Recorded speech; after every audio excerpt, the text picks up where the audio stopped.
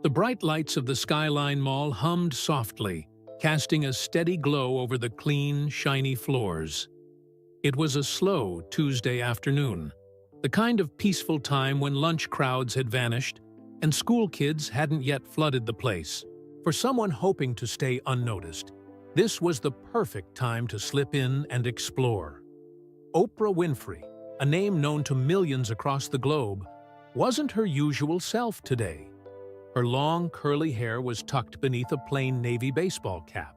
Her normally dazzling outfits were replaced with a worn-out gray hoodie and baggy sweatpants that looked like they'd been bought from a discount store.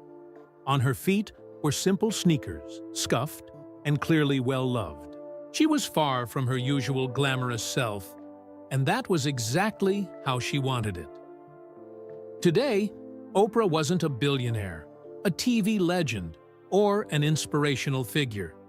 Today, she just wanted to be a regular person. She walked past the perfume counter near the entrance to the department store. A young woman with bright lipstick and a cheerful smile held out a little card. "Would you like to try our new fragrance?" she asked. Oprah shook her head with a polite smile. "No, thank you." She hurried past, tugging her cap down lower, over her face. The saleswoman barely noticed her go, and Oprah felt a tiny flutter of relief. No one had stopped her. No one had gasped, pointed, or shouted her name. It was rare for her to move around in public without a crowd following her. But today, she was just another shopper in a sea of strangers. She wandered into a small bookstore near the middle of the mall. The smell of new books filled the air, and Oprah closed her eyes for a moment, breathing it in. It reminded her of being a kid, back when books were her escape from the hard times in her life. She trailed her fingers along the colorful spines of the novels, feeling peaceful in a way she hadn't in a long time. Nearby, two teenage girls were laughing and chatting. "I'm telling you, this book is amazing," one of them said, holding up a thick fantasy novel. "The main character is so brave and cool. She's like Oprah-level awesome." The other girl rolled her eyes. "No way. Oprah's way cooler than any book character." Oprah grinned, but kept her head down as she moved to a different aisle. It was nice hearing something like that, even if they didn't realize she was standing right there.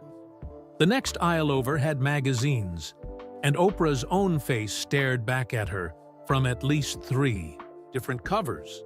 The glossy images showed her smiling brightly, wearing expensive clothes, her makeup flawless. She looked so polished in those pictures, so perfect. It was strange seeing them while she stood there in sweats, her hair hidden under her cap. A soft voice interrupted her thoughts. "Excuse me, dear." Oprah turned to see an elderly man shuffling past her. He smiled kindly as he made his way toward the history section. Oprah smiled back. No problem. That's what she loved about days like this. Moments like that. Just small, normal interactions. No one treating her like she was famous. No cameras, no reporters, no fans crying when they saw her. Just regular people, living regular lives. Her stomach growled loudly, breaking her peaceful moment. She realized she hadn't eaten since breakfast, and it was well past lunchtime. The food court sounded tempting, but it was too crowded and too risky. Instead, she decided on something simple, a pretzel. She remembered seeing a pretzel stand tucked into a quiet corner of the mall. The smell of fresh, buttery pretzels greeted her as she approached. A bored-looking vendor stood behind the counter, scrolling through his phone. "What'll it be?" he asked, without looking up. "Just a plain pretzel, please. No salt." "That's $3.50, he said, punching something into the register. Oprah dug into her hoodie pocket and pulled out a few crumpled bills. She handed them over and took the warm pretzel, feeling a small thrill of satisfaction. Carrying cash and buying something for herself. Such a simple act. but it felt like freedom. She found a quiet bench near a decorative fountain and sat down.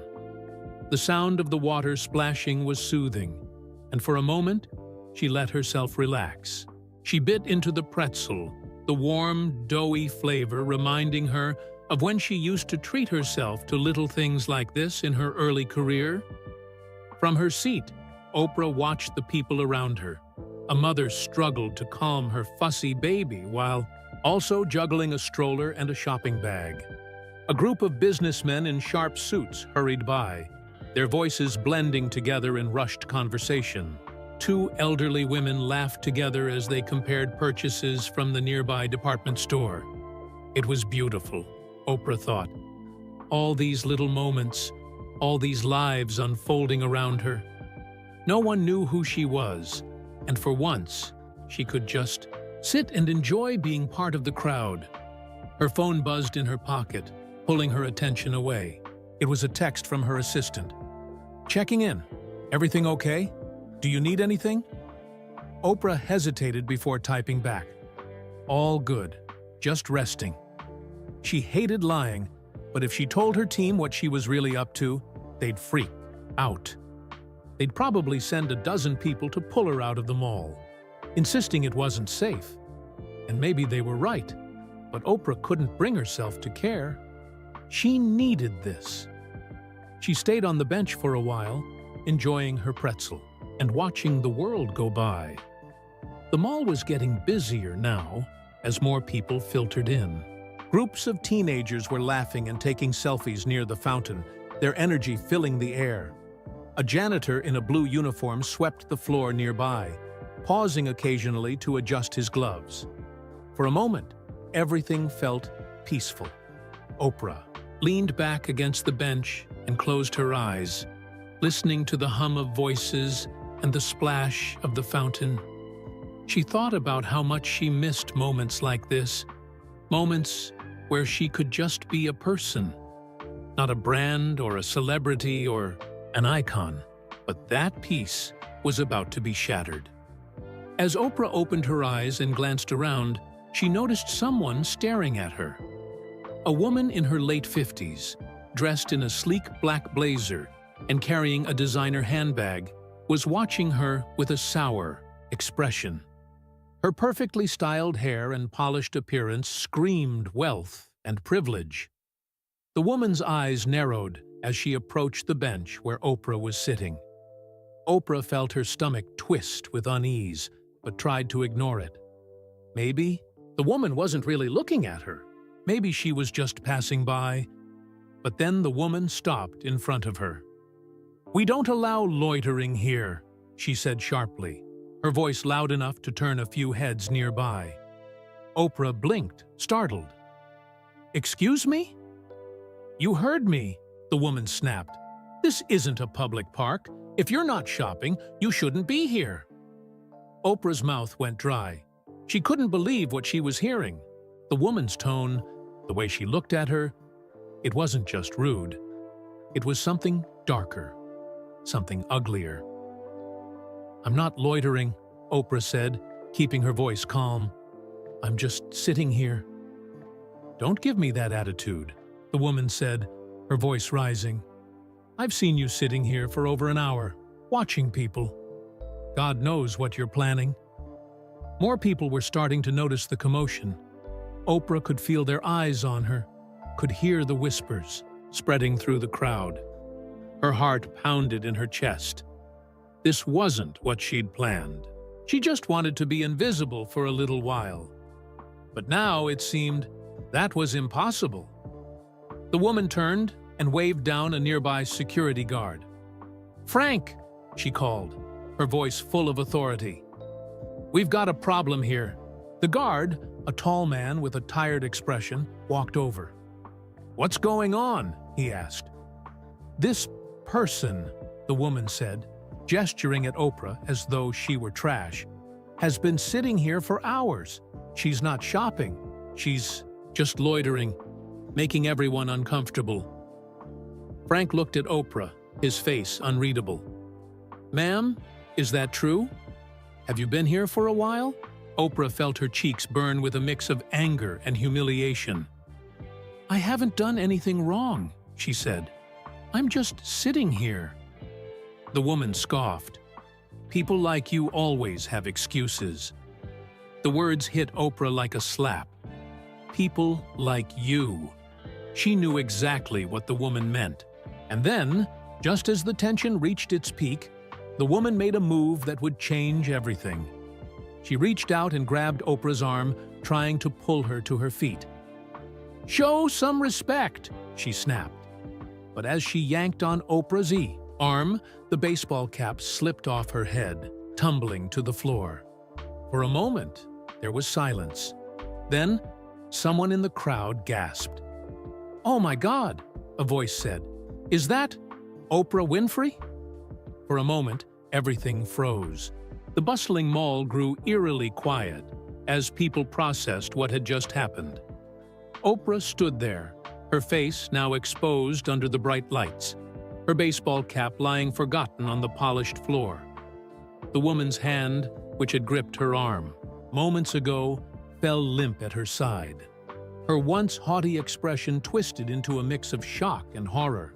Someone in the growing crowd whispered loudly, "It is her! It's Oprah!" Another voice murmured, "What just happened?" Phones were already being raised, cameras recording every second of this unraveling scene.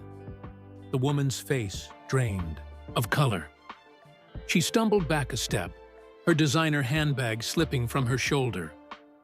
I didn't know," she stammered, her voice trembling. "You didn't know?" Oprah repeated, her voice calm but laced with quiet power. She straightened her hoodie, taking a step toward the woman. "And if I wasn't me, if I wasn't Oprah Winfrey, what then? Would it have been okay to treat me that way?" The woman opened her mouth, but no sound came out. She was visibly panicked now, her eyes darting around at the crowd that had gathered, at the phones recording her every move. "Is there a problem here?" another security guard asked, jogging over. This one was younger, his expression sharp and professional. He looked from the older guard, Frank, to the crowd, then back to Oprah. Recognition flickered in his eyes. "Miss Winfrey?" he said cautiously. "Is everything all right?" "I don't know," Oprah said, turning toward him. "Is this what happens here? Do you let people get treated this way just because they look like they don't belong?"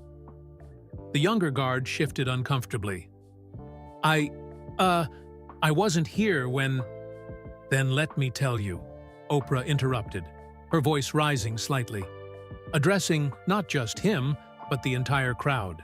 "This woman," she gestured toward the now pale and trembling figure of Patricia, "decided I didn't belong here. She thought I was a threat.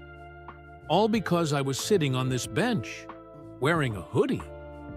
A murmur rippled through the crowd, disbelief and outrage mingling. The young guard glanced at the older one, who still looked frozen in place. "I was just trying to protect the mall," Patricia burst out suddenly, her voice breaking. "We've had problems here, loiterers, people begging, stealing. How was I supposed to know it was you?" "And that's the problem, isn't it?" Oprah said, stepping closer. Her voice wasn't loud, but it cut through the air like a blade. "You saw me sitting here and you assumed the worst. You didn't see a person. You saw a problem." Patricia's carefully crafted image, her designer clothes, her perfect makeup, was crumbling before everyone's eyes. I didn't mean to offend," she said weakly, tears pooling in her eyes. Oprah tilted her head. "Offend? You didn't offend me. You attacked me. You grabbed my arm. You called security on me, and not because I did anything wrong, but because I didn't fit your idea of who belongs here." A small child in the crowd tugged on their mother's sleeve. "Mommy, why is Oprah yelling?" the child whispered. "She's not yelling," the mother replied softly. She's telling the truth. Patricia looked around helplessly. The weight of the crowd's stares was unbearable. Her breathing quickened, and her voice cracked as she tried to explain herself. I'm not a bad person. I volunteer. I donate to charities. But you don't see people, Oprah interrupted. You write checks, but you don't stop to ask how the people you're helping feel. You don't see them as equals. Tell me, Patricia, if I had been homeless, would this have ended differently? Would you have cared if it wasn't my face under this hoodie? Patricia's lips quivered, but she didn't answer. The crowd was silent, their attention glued to the scene unfolding before them. A few people nodded, their own stories of being overlooked or judged flashing through their minds. The janitor, Carlos, stepped forward cautiously. She called security on me last month, he said, his voice quiet but firm. I was eating my lunch on a bench, just like you were. She said I made the mall look unprofessional. Patricia's eyes widened. I didn't know. You didn't care, Carlos replied.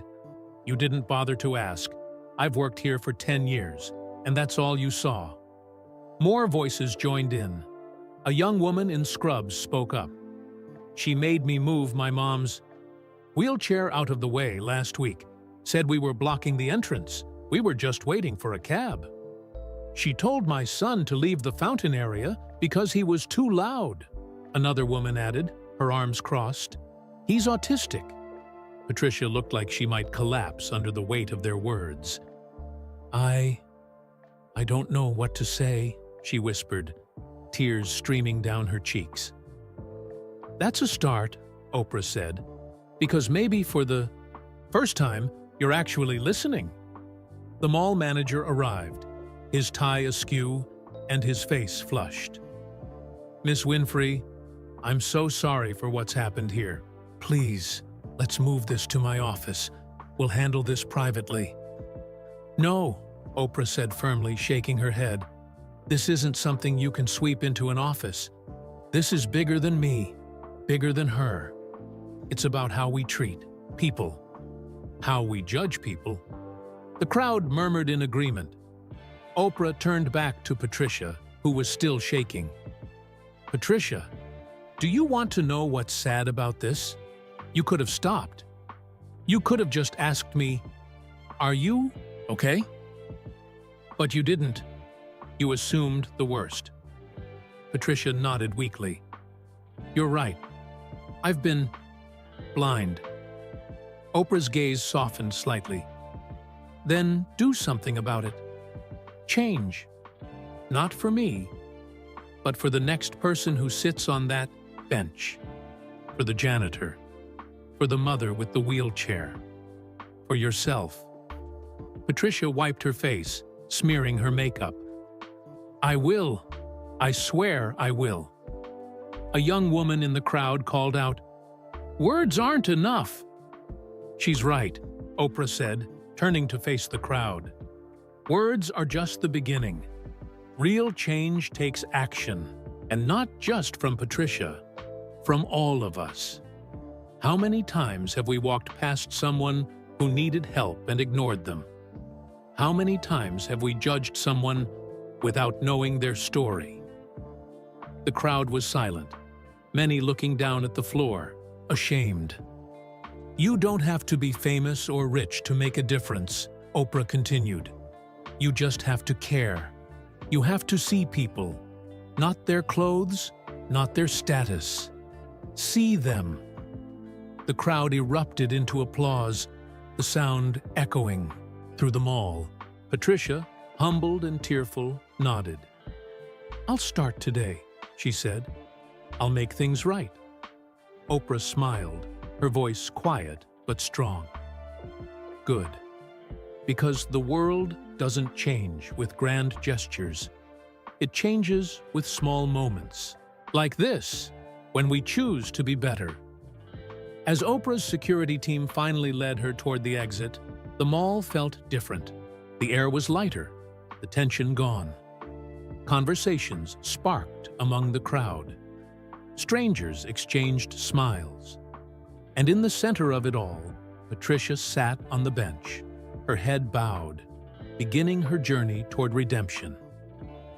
Patricia sat there on the bench, her head bowed. Her once pristine designer outfit rumpled and streaked with smudges of mascara.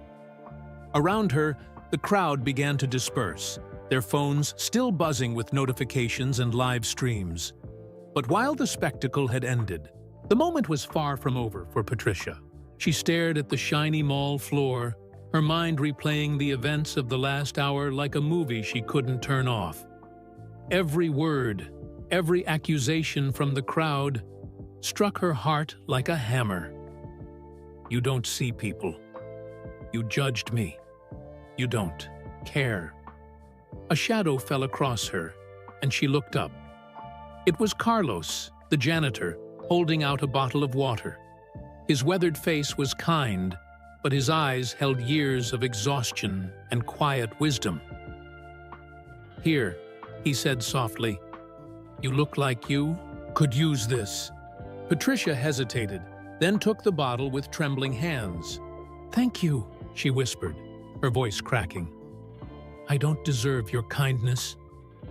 Carlos shrugged, tucking his broom under one arm.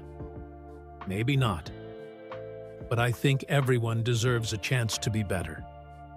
His words hung in the air long. After he walked away, Patricia stared at the water bottle, her reflection shimmering faintly in the plastic. She didn't recognize the person staring back at her. Patricia pushed herself to her feet, her legs wobbling slightly. She glanced around at the scattering crowd, many of whom still whispered about what had happened. It didn't matter. She wasn't here for them anymore. She needed to act. Her first stop was the mall's customer service desk, where Margaret, the manager, was speaking to a group of employees. Margaret spotted her and straightened, her eyes wary.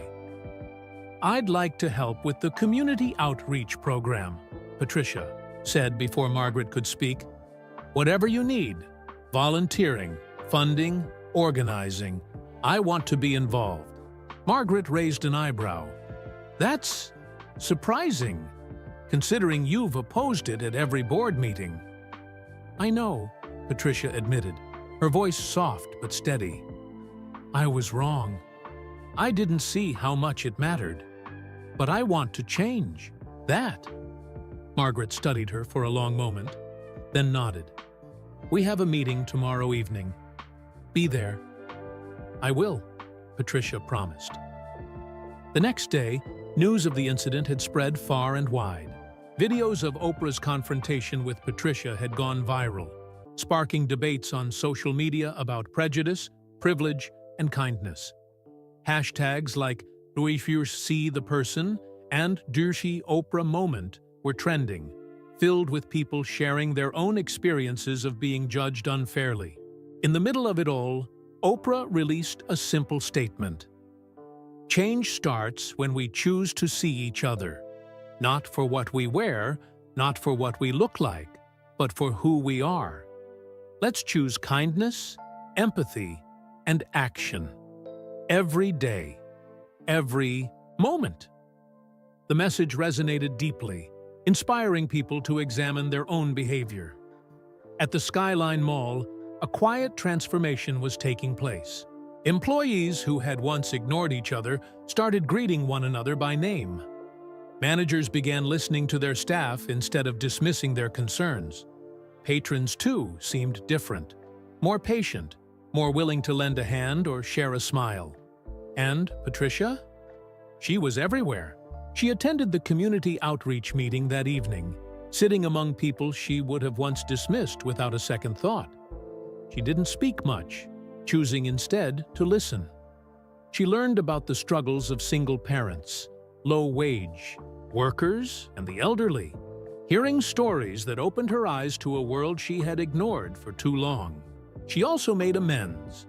She approached Carlos during his break, handing him a handwritten note and an apology so heartfelt it brought tears to his eyes. She called the cleaning agency to admit her mistake and ensured the woman she'd cost a job was not only rehired, but given a bonus. She stopped by the pretzel stand to apologize to Jake, the teenager she'd scolded, and offered to pay for his college applications. 2 weeks later, Patricia found herself sitting in the same spot where it all began, on the bench by the fountain. She wasn't wearing Chanel or Louboutin this time, just a simple blouse and slacks. She felt lighter somehow, as though shedding her armor had also shed some of the weight she'd carried for years. "Mind if I sit?" a familiar voice asked. Patricia looked up, startled, to see Oprah standing there. She was dressed simply, in jeans and a cozy sweater, but her presence still carried an undeniable warmth. "Of course," Patricia said, scooting over. For a moment, they sat in silence, watching the fountain's water cascade in steady ripples. Then Patricia spoke. "I want to thank you." "For what?" Oprah asked. "For holding up a mirror," Patricia said, her voice thick with emotion. "For showing me what I'd become and what I could be." Oprah gave her a small smile. "That wasn't me, Patricia. That was you. You had to choose to see it." They sat quietly again, the sounds of the mall buzzing softly around them. A little girl ran by, laughing, her father chasing after her. 2 teenagers stopped to take a selfie near the fountain, their carefree energy filling the air. Life went on, but for Patricia, it was forever changed. "You know," Oprah said finally, "when I sat here that day, I was trying to feel normal. I just wanted a moment to remember what it felt like to be invisible." Patricia nodded slowly. "And instead, you became a mirror for the rest of us." Oprah chuckled softly. "Life has a funny way of doing that, doesn't it?" As the mall's lights dimmed for the evening, Patricia felt something she hadn't felt in years. Hope. Hope that she could undo some of the harm she'd caused. Hope that she could use her privilege and resources to uplift others, rather than tear them down. Hope that even in her darkest moment, there was light to be found. Oprah stood, brushing imaginary dust from her jeans. "Well, Patricia, I think you've got work to do." "I do," Patricia agreed, standing as well. "And this time, I'm ready." They shook hands, a quiet understanding passing between them. As Oprah walked away, Patricia looked around the mall. The bench by the fountain wasn't just a bench anymore. It was the place where everything had changed. And for the first time in a long time, Patricia felt like she truly belonged. Not because of her wealth or status, but because she'd chosen to see the people around her. Sometimes change begins in the most unexpected places. Sometimes it starts with a simple act of seeing. And sometimes it starts with a bench by a fountain.